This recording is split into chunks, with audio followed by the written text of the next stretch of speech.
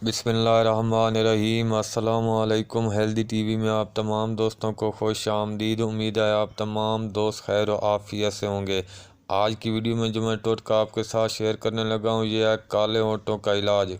किसी भी वजह से आपके होंठ काले हो गए हैं, सिगरेट पीने से या किसी और ऐसी चीज़ खाने से जिनकी आपको आदत लगी हो और उसकी वजह से आपके होंठ काले हो गए हों, तो उनको अपनी असली हालत में लाने के ये बेहतरीन और ज़बरदस्त टोटका बताने से पहले आप दोस्तों से गुजारिश है कि अगर आपने हेल्दी टीवी को सब्सक्राइब नहीं किया तो सेहतमंद जमा रहने के लिए हेल्दी टीवी को सब्सक्राइब करना बिल्कुल ना भूलिएगा।